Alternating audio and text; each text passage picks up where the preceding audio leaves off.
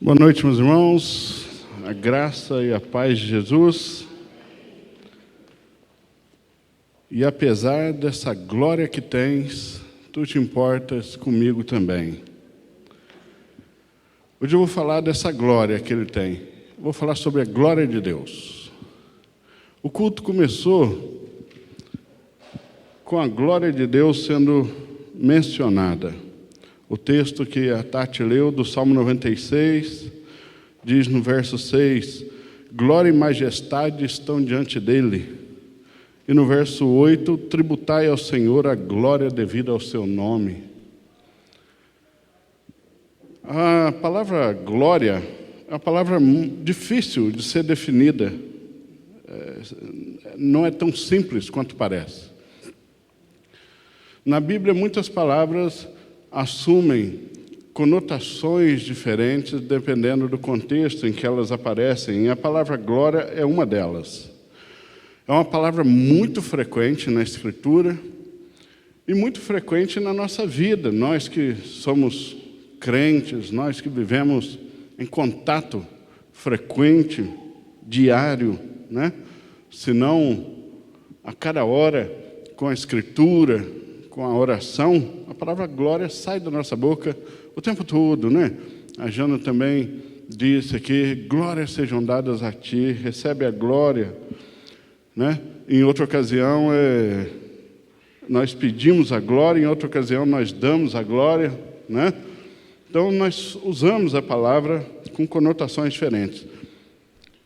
A palavra glória, só o substantivo glória desse jeito, aparece 374 vezes na Escritura. Então, é muita coisa. À guisa de introdução, eu quero mostrar para vocês alguns exemplos de como a palavra glória pode se referir a aspectos diferentes ou a coisas diferentes, né? Nós falamos essa palavra quase sempre pensando na glória de Deus. Mas não é só Deus que tem glória, né? Outras coisas também têm a sua glória, desde que entendido glória dentro do contexto com que nós falamos.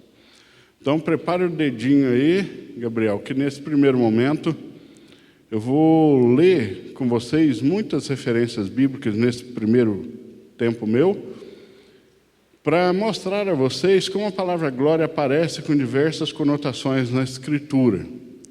Joia?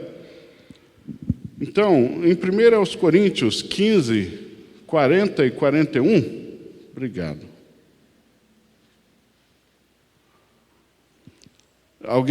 O pessoal está querendo casar hoje aqui, tem alguém querendo batizar também, a gente já batiza.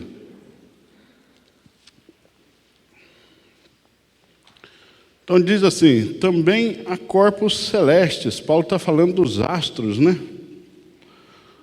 Também há corpos celestes e corpos terrestres, mas uma é a glória dos celestes e outra a dos terrestres. Uma é a glória do sol, outra é a glória da lua e outra a glória das estrelas, porque até uma estrela difere em glória da outra estrela. Glória aqui significa apenas brilho e esplendor, né? Cada estrela tem a sua intensidade de luminosidade, de brilho.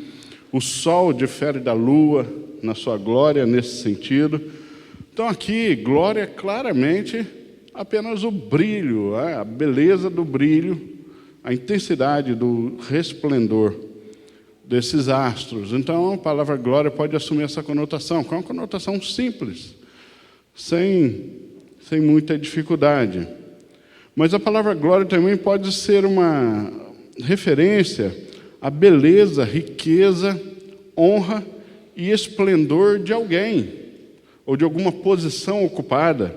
Em Gênesis 45, 13, José, já vice-rei do Egito, fala aos irmãos o seguinte: fareis, pois, saber a meu pai toda a minha glória no Egito. Então ele fala para os irmãos: voltem lá e contem para o meu pai a minha glória no Egito. Ele está se referindo a essa honra, à beleza, à riqueza, à majestade da sua posição ocupada, do seu cargo ocupado. Aqui, glória tem esse sentido, né? A glória dos reis, a glória dos reinados, tem esse sentido. A palavra glória pode se referir também, né? É nesse sentido aqui, por exemplo, que Ageu, no capítulo 2 do livro de Ageu, quando ele fala da reconstrução do templo, ele diz, porque quem viu a glória da primeira casa não faz nem ideia do que será a segunda, porque a glória da segunda casa será maior do que a da primeira, né? Ele está falando da imponência do templo, a grandeza, a riqueza do templo seria muito maior. É nesse sentido. Mas a palavra glória também pode ser usada como uma referência ao fulgor, à resplandecência da presença de Deus. Nesse sentido, né?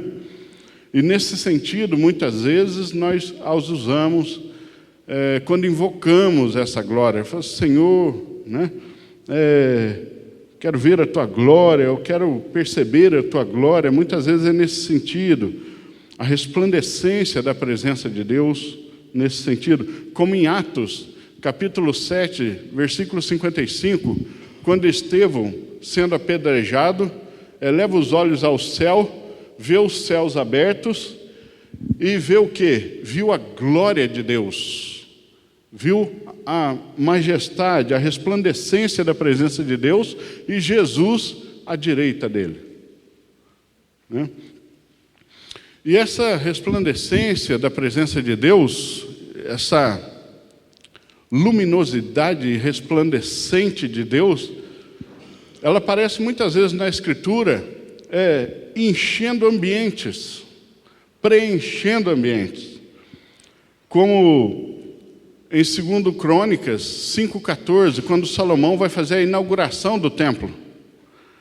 O texto diz que, de modo que os sacerdotes não podiam ter-se em pé para ministrar por causa da nuvem, porque a glória do Senhor encheu a casa de Deus. A presença de Deus se manifestou, né? Deus operou essa manifestação da sua presença e sua resplandecência em algo esfumaçado ali, de tal maneira que os ministros não se detinham em pé. Isso vai acontecer de novo no capítulo 7, versículos 1 e 2. Tendo Salomão acabado de orar, desceu fogo do céu e consumiu o holocausto, no meio do culto, né, então, e os sacrifícios, e a glória do Senhor encheu a casa. Majestoso isso, né? E o verso 2, e os sacerdotes não podiam entrar na casa do Senhor, porque a glória do Senhor tinha enchido a casa. É uma coisa extraordinária isso.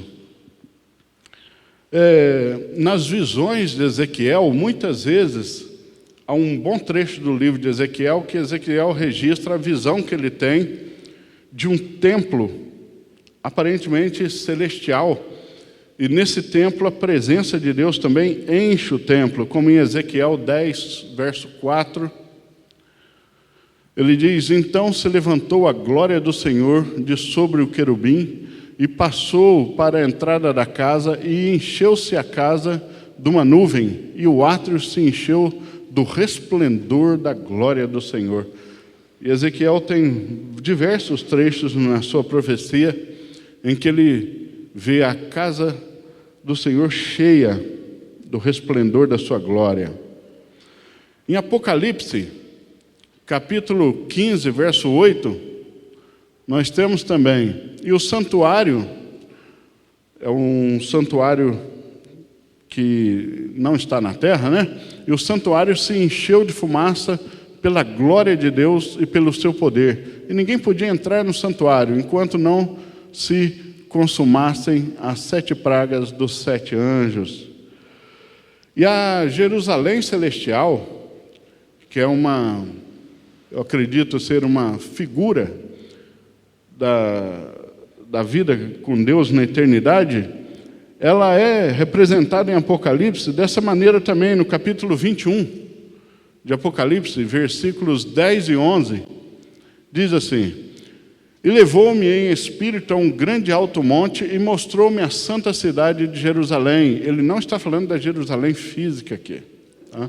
É a Jerusalém celestial, que descia do céu da parte de Deus, tendo a glória de Deus, e o seu brilho era semelhante a uma pedra preciosíssima, como se fosse jaspe cristalino.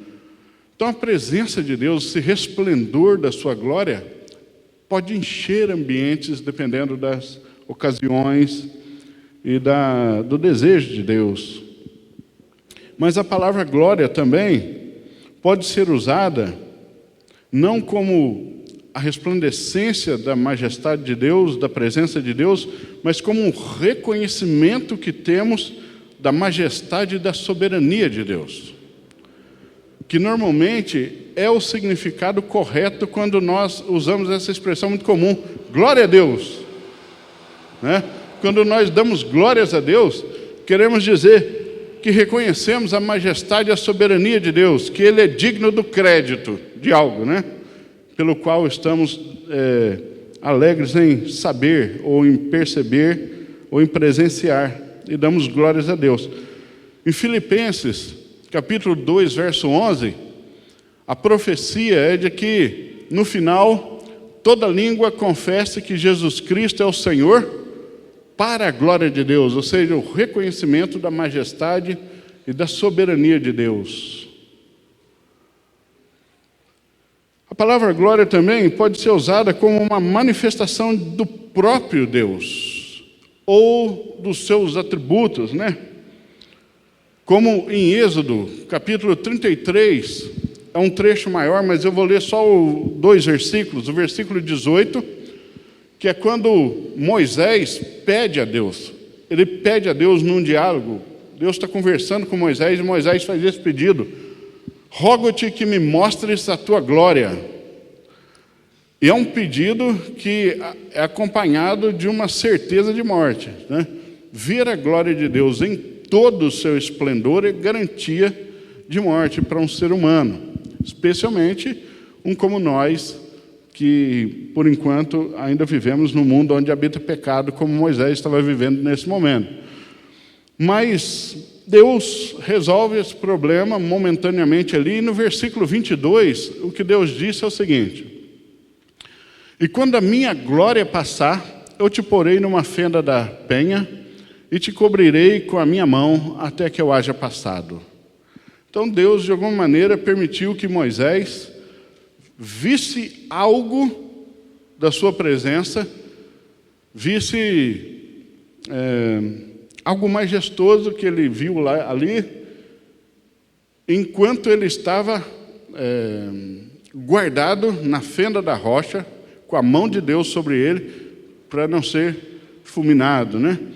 Mas Deus vai dizer aí no verso seguinte: mas a minha face não verás. Ou seja, a totalidade do meu ser é impossível, né, que você veja. Então Deus deu a ele o privilégio e a bênção de ver algo da presença dele, ou uma centelha, né, da grandeza infinita desse Deus majestoso. Essa mesma presença do próprio Deus, a glória significando a própria presença de Deus, é o que, como Jeremias aplicou essa palavra em Jeremias 2:11, um texto muito duro com Israel, onde Deus acusa Israel de ter cometido um grave pecado. Acaso trocou alguma nação os seus deuses, que contudo não são deuses? Mas o meu povo trocou a sua glória por aquilo que é de nenhum proveito. A glória de Israel que ele trocou é a presença de Deus. Ele abriu mão da presença de Deus para buscar falsos deuses. É isso que Deus está acusando ali, né? Em João, Evangelho de João, capítulo 2, verso 11 também, Jesus opera o seu primeiro milagre público na terra, e o texto diz o seguinte: assim deu Jesus início aos seus sinais em Caná da Galileia, e manifestou a sua glória. O seu poder foi manifestado, né? Então, a glória significando a própria presença de Deus, a própria pessoa de Deus, ou algum dos seus atributos, o seu poder, a sua majestade, nesse sentido. E a palavra glória também pode ser usada no sentido de prestar adoração e exaltação ao Senhor, que é uma forma muito comum também na Escritura, como está em 1 Coríntios 10, 31, onde o apóstolo recomenda: quer comais, quer bebais, ou façais qualquer outra coisa, fazei tudo para a glória de Deus. Não é? A Tati, no início, falou que este culto seja para a glória de Deus. Ou seja, a glória dada como adoração, como exaltação ao Deus da glória, ao Deus que é glorioso. E nesse sentido, até mesmo o que nós vemos como tragédias, grandes tragédias, podem ser ocasiões da glória de Deus, como João 11, verso 4, deixa claro. João 11, verso 4.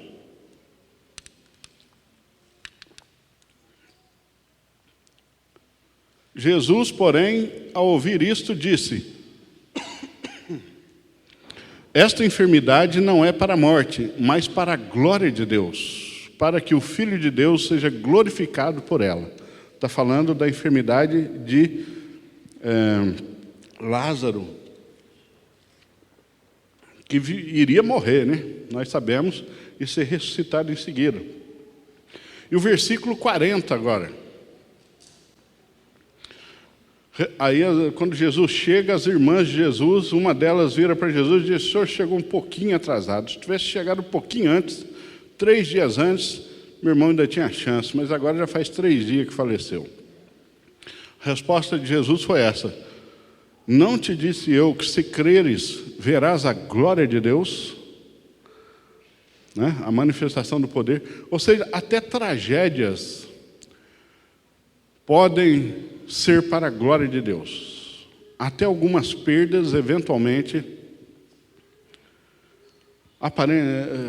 mesmo que a gente não saiba, porque a gente se esquece, como essa irmã dele se esqueceu, podem ser para a glória de Deus. A gente não pode esquecer que aquilo que foi, literalmente, a morte mais cruel e injusta que o mundo já viu, foi exatamente o momento em que a glória de Deus se manifestou com maior poder nesse mundo. Então, eu quero falar com vocês hoje, essa foi minha introdução, sobre a glória de Deus. Porque a Bíblia ensina, primeira coisa, que nós somos criados para a glória de Deus. Nós somos criados para a glória de Deus. E quando a Bíblia diz isso, é importante a gente saber que isso não significa que nós aumentamos a glória de Deus. A glória de Deus não pode ser aumentada. Um Deus que é infinito em perfeição, infinito em glória, não pode ter essa glória aumentada. Nada que é infinito pode ser aumentado. Entende? Então, quando dizemos que nós somos criados para a glória de Deus, não é que nós somos criados para que Deus aumentasse a sua glória. Isso é impossível. Mas fomos criados para revelar e para oferecer glória a Deus, né? E Deus também oferecer da sua glória a nós como um presente para nos alegrarmos e nos maravilharmos nele, de maneira que nós o magnifiquemos em contemplação e adoração, proclamando e manifestando sua glória em nós mesmos. É isso que a Bíblia diz. Então, Isaías 43, versos 6 e 7 diz isso claramente. E todo aquele que é chamado pelo meu nome, que eu criei para a minha glória, e que formei e fiz. Nós somos criados para a glória de Deus. Efésios 1:12 replica essa verdade no Novo Testamento. O apóstolo escreve: com o fim de sermos para o louvor da sua glória, nós os que antes havíamos esperado em Cristo. Nós fomos criados para a glória de Deus e somos para a glória de Deus. Por isso, porque esse é o propósito da nossa criação, o propósito da nossa criação, da nossa existência, é a glória de Deus. Sobre tudo isso, ainda que hajam propósitos secundários, terciários, né? O maior propósito da nossa vida é a glória de Deus. Ficarmos estupefatos, maravilhados com a glória de Deus, encantados com a glória de Deus, proclamar e manifestar essa glória e exaltá-lo por essa glória. Esse é o maior propósito da existência, da criação toda. Então, com isso em mente, nós devemos pensar em tudo que fazemos ou somos, como Deus é glorificado com isso. Por exemplo, como Deus é glorificado no meu casamento, como Deus é glorificado na minha profissão, como Deus é glorificado na maneira como eu me visto, como Deus é glorificado na maneira como eu falo, como Deus é glorificado na maneira como eu uso o meu tempo, como Deus é glorificado na maneira que eu uso o meu dinheiro, como Deus é glorificado, quanto de glórias eu dou a Deus e quanto da glória de Deus é manifestada na maneira como eu tenho agido e reagido nesse mundo e nessa vida com as pessoas, com a criação, com o próprio Deus, com a Escritura, com a igreja, com a família. Isso deveria ser a nossa bússola maior, em sempre buscar ser, fazer ou ter ou usar de maneira que dê mais glória a Deus, que exiba a maior quantidade de glórias a Deus. Esse é o propósito da nossa existência, né? Devemos sempre pensar como eu posso me divertir para a glória de Deus. Deus é glorificado na maneira como eu estou me divertindo? Deus é glorificado na maneira como eu lido com os meus amigos, nas minhas amizades? Deus é glorificado no que eu estou fazendo com o meu corpo? Deus é glorificado na maneira como eu uso os recursos tecnológicos, como eu uso as minhas redes sociais, como eu uso tudo? Deus é glorificado na minha posição política? Deus é glorificado nas filosofias ou ideias que eu defendo, ou naquelas que eu critico? Deus recebe glória nisso? Essa é a bússola de qualquer crente. Como posso glorificá-lo na minha vida hoje? Deveria ser a primeira pergunta da mente, depois que ela vem à lucidez ao acordar, né? Como Deus será glorificado em mim hoje? Porque se vivo, vivo para a glória de Deus. Se morro, morro para a glória de Deus, né? Me movo, vivo e respiro para a glória de Deus. Quando descansamos em Deus e confiamos na sua palavra, mostramos ao mundo que Deus é amável e que Deus é confiável. Toda vez que um crente confia e descansa em Deus, ele mostra ao mundo que Deus é amável e que Deus é confiável. E assim nós o glorificamos, na experiência da fé e da amabilidade de Deus. Quando nós nos alegramos em Deus, quando manifestamos deleite nele, ele é glorificado. Quando o nosso prazer em Deus subjuga os demais prazeres, sobretudo os pecaminosos, Deus é glorificado. E quando esse prazer em Deus orienta os nossos prazeres lícitos, o meu tempo livre, né? Qualquer outro tipo de prazer que seja lícito, Deus é ainda mais glorificado. E é assim que nós glorificamos a Deus. Mas nem tudo são flores. E nós vivemos num mundo e numa realidade onde o pecado existe. E desde que o pecado entrou na nossa história, entrou na nossa história não no momento em que cometemos pessoalmente o primeiro pecado. O pecado entrou na nossa história no primeiro pecado cometido lá pelos nossos pais federais, né? Os nossos primeiros representantes da humanidade lá no Éden. Desde aquele momento, nós fomos apartados da glória de Deus. O que Romanos 3:23 diz é isso. Romanos 3:23 é um verso muito curto que diz isso.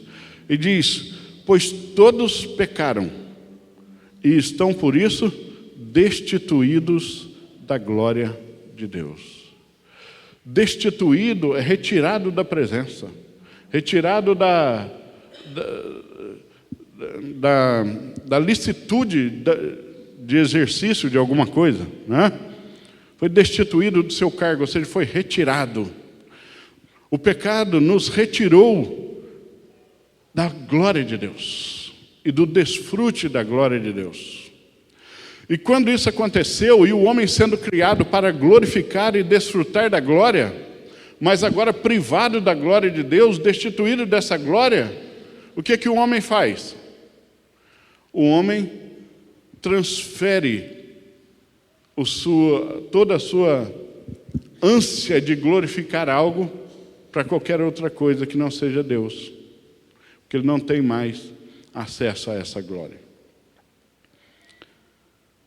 Então Paulo diz literalmente que nós carecemos da glória de Deus por causa do pecado. Nós fomos criados para a glória de Deus, e o pecado nos separou da glória de Deus. Logo, carecemos da glória de Deus.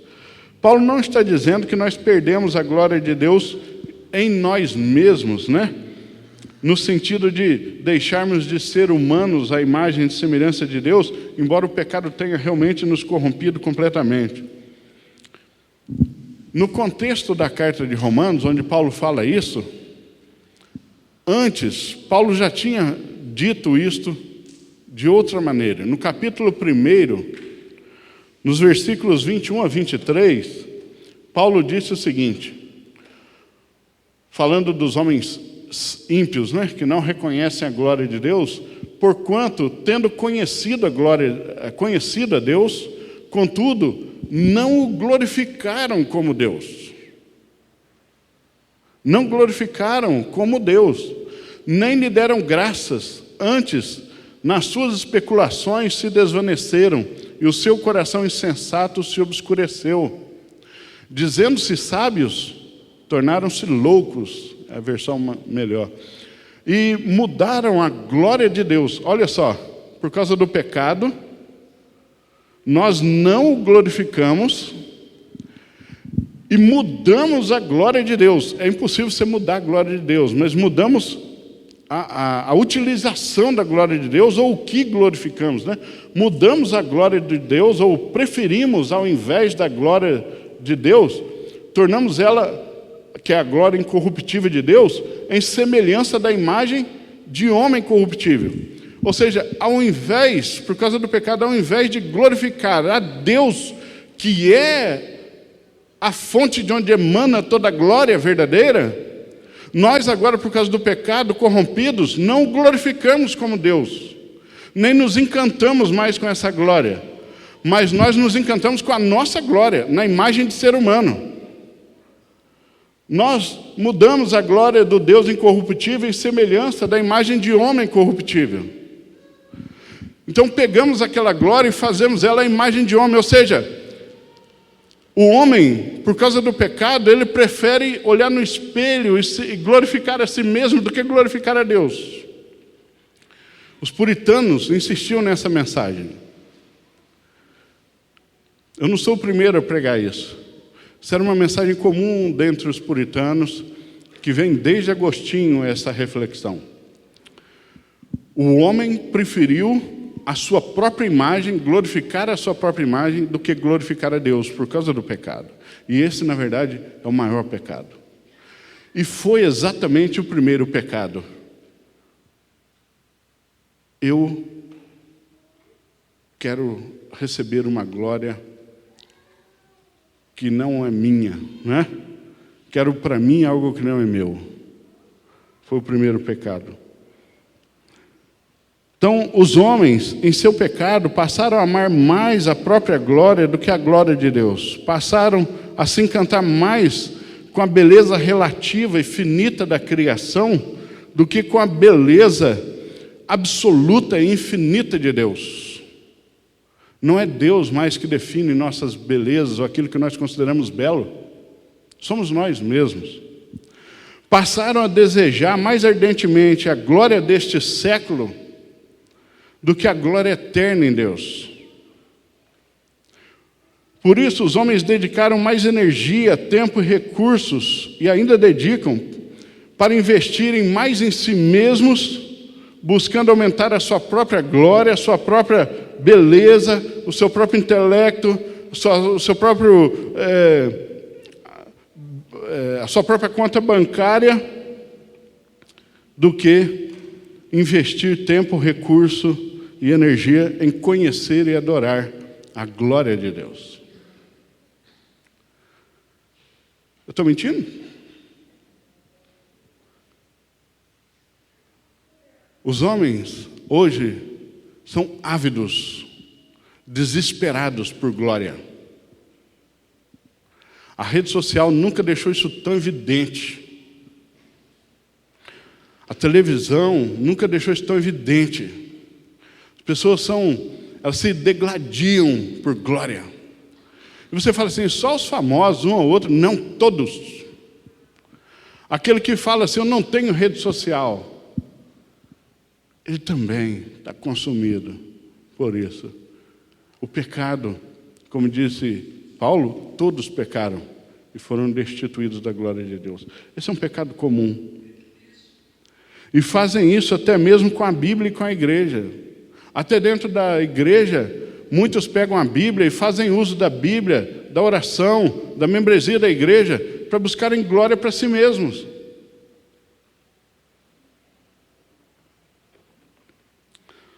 Lutero escreveu uma vez o seguinte: a essência do pecado está no fato do homem buscar a si próprio em tudo, até mesmo em Deus.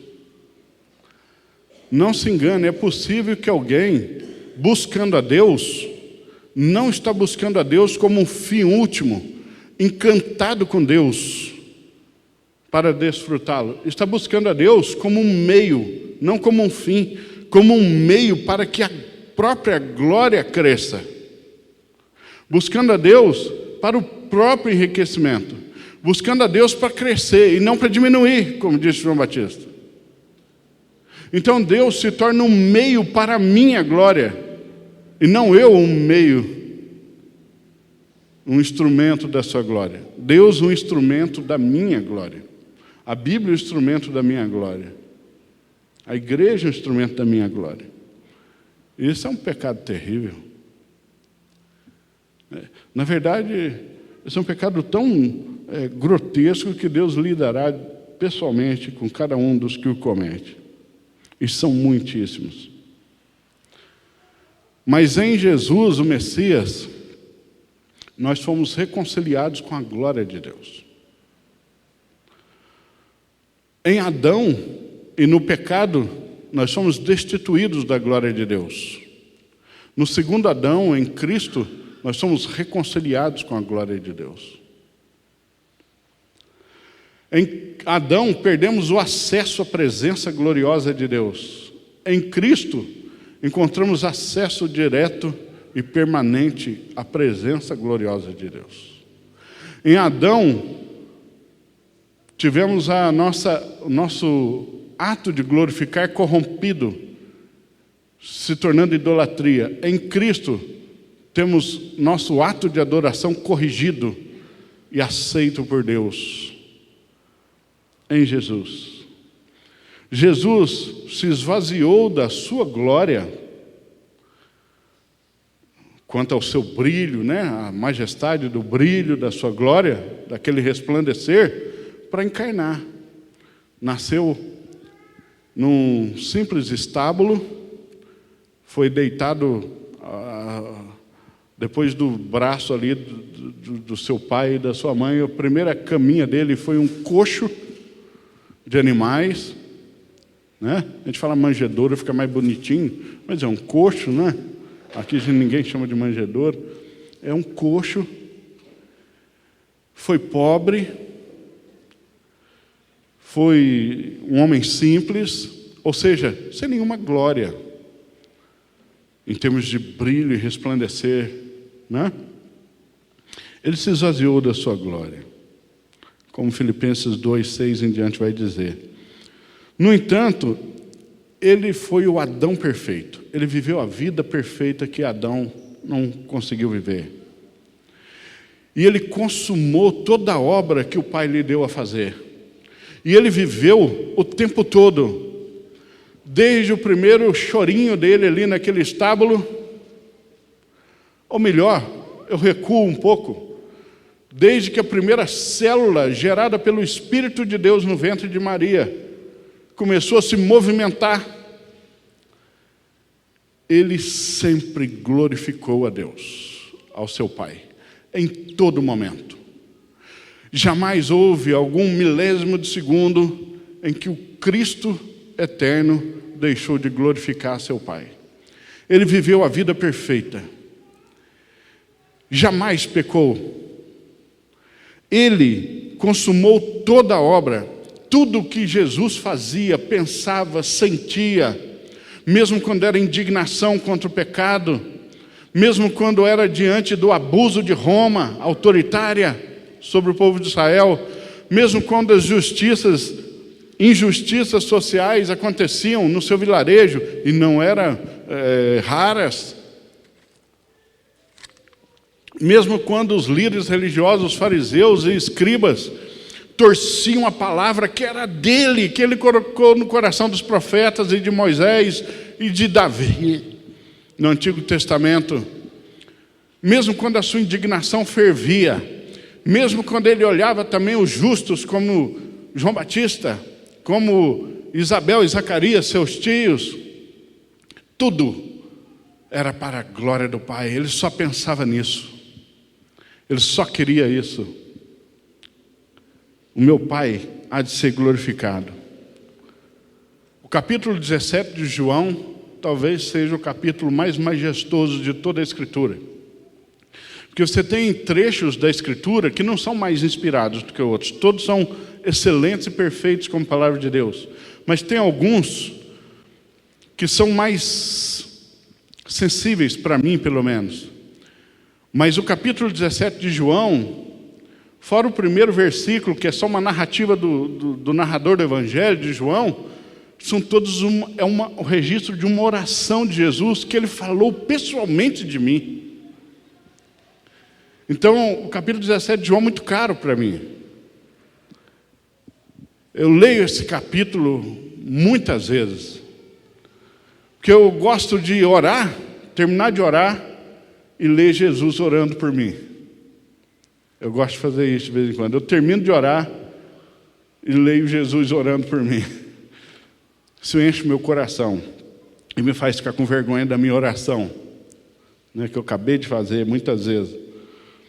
Mas no João 17, os versículos 4 e 5, o que Jesus disse logo no comecinho foi isso: eu te glorifiquei na terra. Você pode dizer isso quando sabe que está se aproximando sua morte? Porque Jesus aqui já sabia que estava chegando sua hora. Eu te glorifiquei na terra, completando a obra que me deste para fazer. Meu irmão, gaste e se gaste na obra de Deus. Tenha certeza de que o que você está fazendo é a obra que Ele te deu para fazer. Corra a carreira que te está proposta, como diz Hebreus 12, 1 e 2. Para que você, quando se aproximar seu último suspiro, e às vezes nem dá tempo de suspirar, né? Nossa irmã Neuza hoje foi sepultada, não deu tempo, né? Porque foi um acidente rápido, mas ela estava em Cristo, está em Cristo. Mas viva assim, viva sabendo que quando sua hora chegar, Você não quer ter nenhum arrependimento para com Deus, não. Você pode ter arrependimento com as outras coisas. Eu tenho alguns grandes arrependimentos na minha vida, mas eu não tenho nenhum arrependimento diante de Deus. Eu não tenho nenhum arrependimento diante de Deus. Viva podendo falar isso aí. E o verso 5. Agora, pois, glorifica-me tu, ó Pai, junto de ti mesmo, com aquela glória que eu tinha contigo antes que o mundo existisse. Ele está falando naquela glória da qual abri mão para vir aqui cumprir tua obra. Está chegando a hora do Senhor me devolver, né? A glória que eu sempre tive com o Senhor antes que o mundo existisse, ou seja, na eternidade, aquela glória divina. Ele estava prestes a recuperá-la, a manifestá-la de novo, né? E Jesus transmite a glória do Pai. Ele diz: eu te glorifiquei na terra, completando a obra que me deste a fazer. E eu sei que está chegando a hora de eu recuperar a minha glória, de o Senhor me glorificar de novo. E essa glória do Pai, Jesus diz que Ele transmite ela aos que são dele. No verso 22, pensa nisso. E eu lhes dei a glória que a mim me deste, para que sejam um, como nós somos um. Eu lhes dei a glória que tu me deste. Ele está falando da glória do Evangelho, né, que foi dada aos homens. A glória da salvação nele, a glória da reconciliação com ele, a glória de poder novamente entrar na presença de Deus, a glória de ser visto novamente como filho de Deus. Ele deu aos que são dele. E ele diz nessa oração que a vontade dele é que estejamos com ele para sempre. No verso 24. Pai, desejo que onde eu estou, estejam comigo também aqueles que me tens dado. Que desejo extraordinário. Jesus quer todos nós juntinho com Ele. Não mais agora destituídos da glória de Deus, mas achegados a Deus, na presença de Deus, por meio dEle. Porque Ele tem que estar, né? Para que onde eu estou, estejam comigo também aqueles que me deste. Mas para quê? Para verem a minha glória. Não mais para ver o carpinteiro, mas para ver a glória dele. Quando você lê Apocalipse 1, e João começa a dizer assim: me virei para ver quem falava, e era um, com os olhos como chama de fogo, seus cabelos brancos como a neve, na sua boca uma espada afiada, a sua voz era como o som de muitas águas, os seus pés como latão reluzente. Jesus deixou ele ver um cadiquinho, um tequinho, uma fagulha da sua glória. João, que já tinha visto por 3 anos a glória dele, mas nunca tinha visto glória nesse sentido do resplandecer do seu poder, da intensidade do seu ser. João caiu de joelhos, morto de medo e de terror, e é aterrorizante quando nós vemos algo dessa natureza. Para que vejam a minha glória. Por isso, todos os que são dele o glorificam. No verso 10. João 17:10. Todas as minhas coisas são tuas, e as tuas coisas são minhas, e neles sou glorificado. Naqueles que ele está orando ao Pai, falando naqueles que me deste, né, os salvos. Neles eu sou glorificado. É por isso que os crentes glorificam a Jesus. Porque Ele nos compartilhou, transmitiu a nós a glória do Pai. E Ele quer que estejamos com Ele. Quando estamos com Ele, vemos a sua glória. Então, ninguém que vê realmente a glória de Deus estampada na face de Jesus nos atos de Jesus, na palavra doce como o mel de Jesus, mesmo as mais duras, pode deixar de o glorificar. A menos que ainda tenha um coração de pedra ou uma mente cauterizada. Confiar em Deus pela fé em Jesus glorifica a Deus. John Piper deu um exemplo muito interessante quando falou sobre isso. Ele deu o exemplo de Abraão em Romanos 4, versículo 20 e 21. Quando Paulo vai falar de Abraão, ele diz: contudo, à vista da promessa de Deus, Abraão não vacilou por incredulidade, antes foi fortalecido na fé, na confiança em Deus, dando glória a Deus. Não é que ele ficou lá dando glória a Deus assim, falando. Ele deu glória a Deus confiando em Deus, crendo em Deus. O ato de confiar em Deus, na promessa de Deus, glorificou a Deus. Ele deu glória a Deus com isso. E o verso 21, né? E estando certíssimo de que o que Deus tinha prometido também era poderoso para fazer, ou seja, essa esperança confiante que é a fé é uma firme convicção das coisas que se esperam, ela é essas duas coisas, uma convicção esperançosa e uma esperança confiante nas promessas de Deus, na palavra de Deus, de que Deus é quem diz que é, e de que Deus nunca mentiu. Isso é a fé bíblica. Essa fé glorifica a Deus. Por meio da fé e da confiança em Jesus, o ser humano novamente volta a glorificar a Deus. E ele não mais muda a glória de Deus à semelhança de homem corruptível. Portanto, agora o homem se vê como deve se ver, e não como objeto de glória. Porque o homem recebeu na criação algo da glória de Deus, né? Salmo 8, verso 5, o salmista diz: porque um pouco menor do que Deus o fizeste, de glória e honra o coroaste. Deus, na nossa criação, nos coroou de glória, ou seja, fomos diferenciados de todos os outros seres da criação ao receber a imagem e semelhança de Deus no nosso ser, sendo a imagem e semelhança de Deus, e isso nos deu uma porção de glória, né?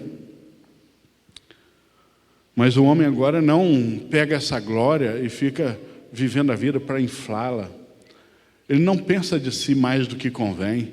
A humildade e a discrição passam a fazer parte do seu caráter. Não mais a vaidade tola, como disse Salomão em Eclesiastes, né? O homem em Cristo agora, na medida em que a sua mente vai sendo transformada para experimentar a vontade de Deus, ele vai se conciliando e se amoldando e se parecendo cada vez mais com Jesus. Então ele passa a ser um ser humano cada vez melhor, porque o padrão de ser humano é Jesus. Em 2 Coríntios 3, verso 18, o apóstolo ensina: mas todos nós, com o rosto descoberto, refletindo como um espelho a glória do Senhor, ou seja, o crente é como um espelho na terra que reflete a glória de Deus. Ele não tem glória em si, ele apenas reflete a glória do Senhor, né? Nós, com o rosto descoberto, refletindo como um espelho a glória do Senhor, somos transformados de glória em glória, né? De glória em glória, na mesma imagem, como pelo Espírito do Senhor. Então, nesse texto, a gente vê que, contemplando a glória de Deus e nos alegrando nela, somos transformados de glória em glória, em conformação com Jesus, em santificação pelo Espírito de Deus. Por isso não pode existir um crente verdadeiro que glorifica a Deus e não se santifica. Não existe, não existe. Você fala, existe, não existe. É uma impossibilidade lógica. Não há ninguém que realmente glorifique a Deus que viva pecando. Ele é falho, ele pode falhar, mas ele não vive pecando. Ele sempre ansiará, sempre desejará, sempre lutará diligentemente, como foi pregado pela manhã, para agregar virtude, agregar santidade, agregar piedade, agregar conhecimento à sua fé e à sua, a si mesmo, para que Deus seja glorificado, para que Ele cresça em nós e por meio de nós. Nós sempre nos assemelhamos, nos transformamos em imitações daquilo ou daquele que nós valorizamos e adoramos. Há um livro com esse título, e é um livro difícil de ler por causa da linguagem, é uma linguagem muito teológica, bastante filosófica, mas é um livro muito precioso. Um livro que se chama Você se torna aquilo que adora. E é verdade. O salmista, quando vai criticar os idólatras que faziam imagens de escultura, ele diz: esses ídolos têm boca, mas não falam, têm nariz, mas não cheiram, né? Têm olhos, mas não veem. E ele diz assim: tornem-se semelhantes a eles os que os fabricam. É verdade, as pessoas sempre se tornam e se assemelham e imitam aquilo que valorizam e aquilo que adoram. Então, o crente, se ele se deleita em Deus, se ele se maravilha com a glória de Deus, se ele vê as belezas e a glória da palavra de Deus, ele começa a ser conformado de grau em grau, de pouquinho em pouquinho, de glória em glória, à imagem do Senhor pelo Espírito. Ele vai se santificando.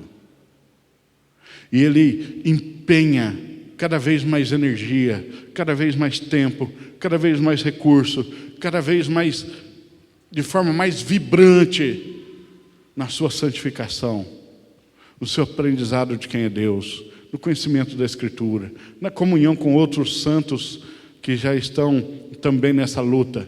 E ele não quer saber do crente que não quer nada, ele quer ficar no meio daqueles que sempre abrem a boca para edificar.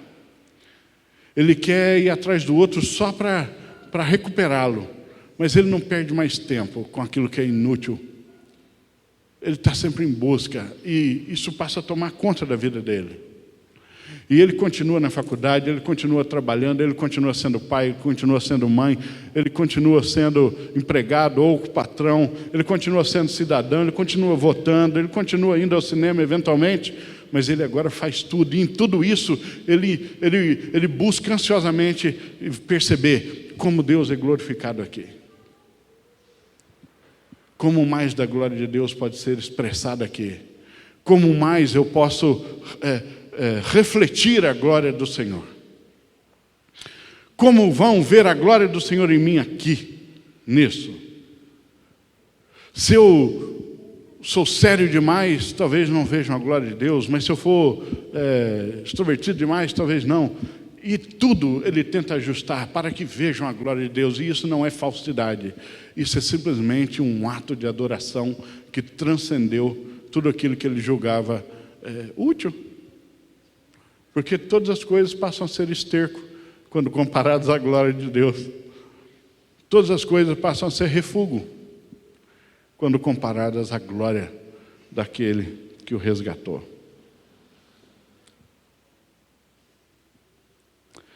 E onde vemos a glória de Deus para contemplá-la, né? Ela é vista em Jesus Cristo.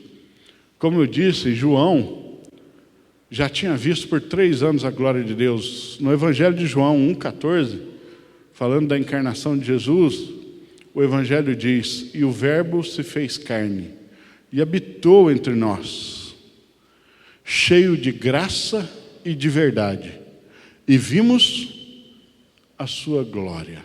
Glória como a do unigênito do Pai, glória como só um ser divino, o único da mesma essência do Pai, poderia manifestar.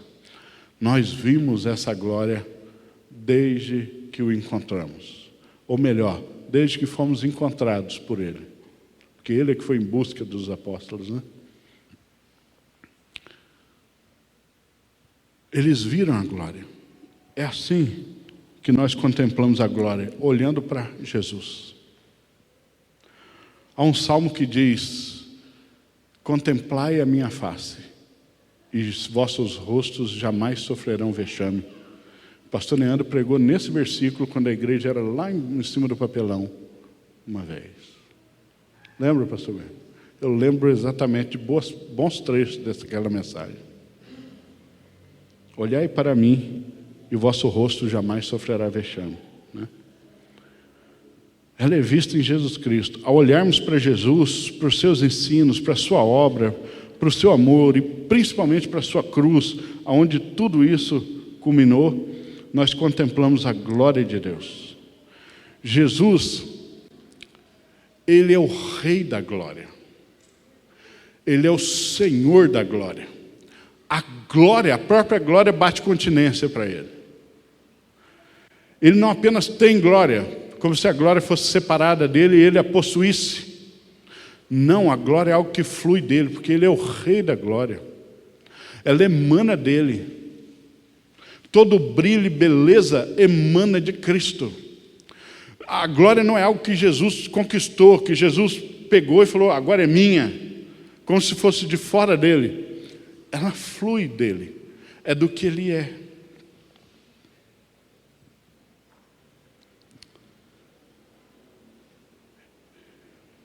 Ele diz assim, o Salmo 24, 7 a 10, alguns cânticos que basearam trechos nessa passagem do Salmo 24.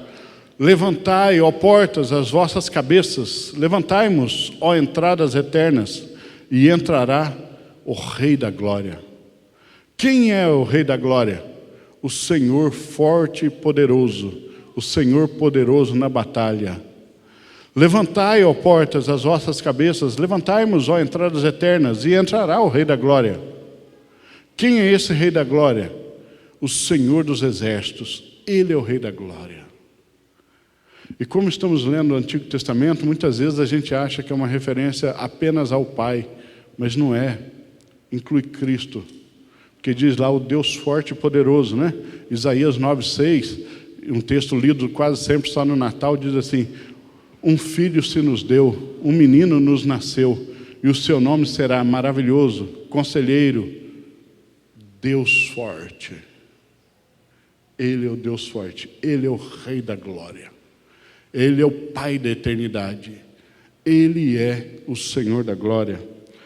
1 Coríntios 2:8, Paulo diz que se os homens tivessem entendido o Evangelho, jamais teriam crucificado quem?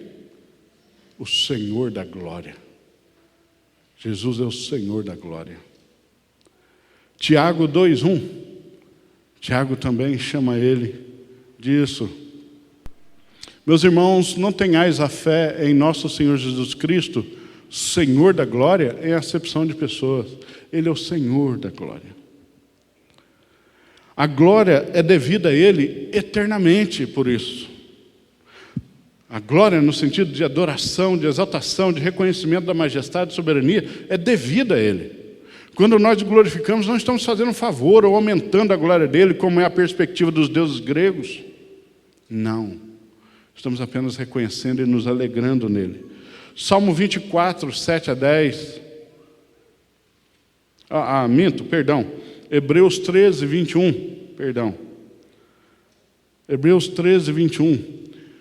Vós vos aperfeiçoe em toda boa obra, para fazerdes a sua vontade, operando em nós o que perante Ele é agradável, por meio de Jesus Cristo, ao qual seja glória para todos sempre. Amém. 1 Pedro 4:11.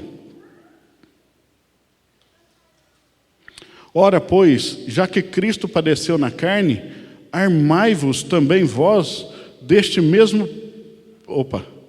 Se alguém fala, fale como... Eu vou ler só o final ali, ó.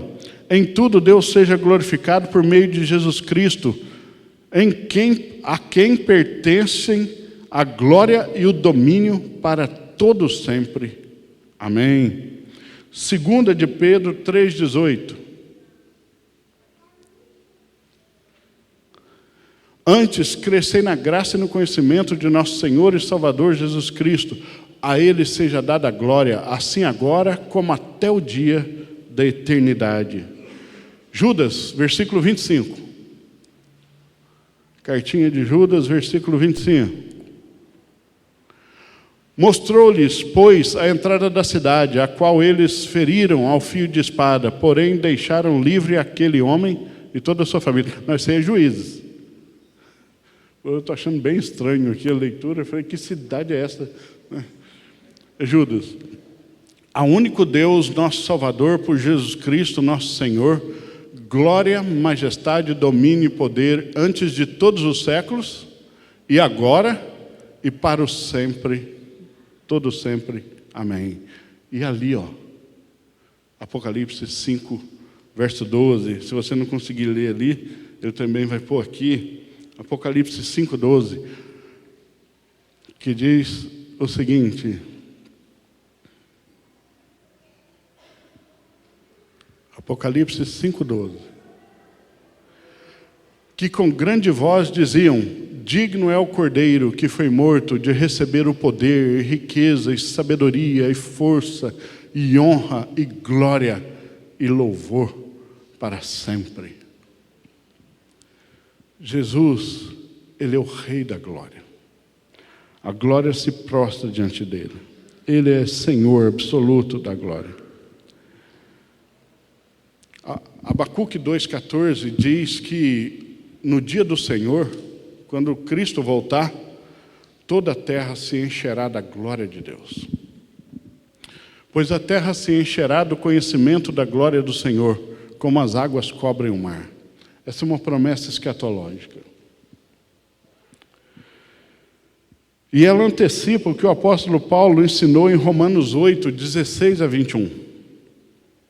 Romanos 8, 16 a 21. O Espírito mesmo testifica com o nosso Espírito que somos filhos de Deus, e somos filhos de Deus pela fé em Jesus. E, se somos filhos, também herdeiros, herdeiros de Deus e co-herdeiros de Cristo, se é certo que com Ele padecemos, para que também com Ele sejamos glorificados. Pois tenho para mim que as aflições deste tempo presente não se podem comparar com a glória que em nós há de ser revelada. Porque a criação, a própria criação, anseia e aguarda com ardente expectativa a revelação dos filhos de Deus. Porquanto a criação ficou sujeita à vaidade, não por sua própria vontade, mas por causa daquele que a sujeitou. Na esperança de que também a própria criação há de ser liberta do cativeiro da corrupção. A criação também vai haver uma redenção para ela, né? Novos céus, nova terra, para a liberdade da glória dos filhos de Deus. Nesse dia, quando Jesus voltar, nós seremos, como a Bíblia chama, glorificados, receberemos o corpo de glória, um corpo já incorruptível. E os filhos de Deus serão manifestados, e serão manifestados para a liberdade dessa glória. Glória que a criação anseia por ser manifesta, para que ela também seja liberta da corrupção e da maldade e do pecado que nós mesmos trouxemos sobre ela. Mas tudo isso gira em torno de uma pessoa. Tudo isso por meio de uma pessoa. Tudo isso através de uma pessoa. E você só pode realmente glorificar a Deus por meio de Jesus Cristo, que é essa pessoa. Não há como você viver para a glória de Deus sem Jesus Cristo. Não há como você glorificar a Deus sem Jesus Cristo. Vamos orar? Senhor bendito, eu glorifico o Teu nome, eu exalto ao Senhor, por todos os muitos textos que hoje eu li, ou que foram citados aqui neste lugar. Glória ao Senhor, bendito seja o Senhor pela existência e pela excelência dessa palavra. Luz para os nossos pés, lâmpada para o nosso caminho. Mas, Senhor, hoje nós te louvamos e te glorificamos única e exclusivamente pela beleza, majestade, grandiosidade da tua glória imarcessível, inalcançável, infinita, perfeita e santa, pois a tua santidade é a tua glória. Como os anjos declararam, ó Deus, enquanto te adoravam, na visão que Isaías teve do céu. E todos aqueles seres celestiais diziam incessantemente: Santo, Santo, Santo é o Senhor, toda a terra está cheia da sua glória. A terra está cheia da glória porque o Senhor é santo, santo, santo. A tua santidade é a tua glória, é a tua beleza, é a tua grandiosidade, a tua bondade, a tua justiça, a tua dignidade, os teus ensinos, a tua palavra. Ó Deus, em nome de Jesus, escreve isso nas tábuas do nosso coração, no mais íntimo do nosso ser, de maneira que isso fique selado ali, para que vivamos de fato para a glória do teu nome. Importa, Senhor, que tu cresças e nós diminuamos. Em nome e por amor de Jesus, amém. Que Deus te abençoe, meu irmão, em nome de Jesus. E vocês que estão celebrando a formatura, a conclusão do curso sobre casamento e família, que a família de vocês exista para a glória de Deus, que a casa de vocês expurgue de lá tudo aquilo que desonra a glória de Deus. Nenhum curso fará de vocês um casal perfeito. O que faz de vocês um casal perfeito é a glória de Deus. Que ela esteja lá, em nome de Jesus.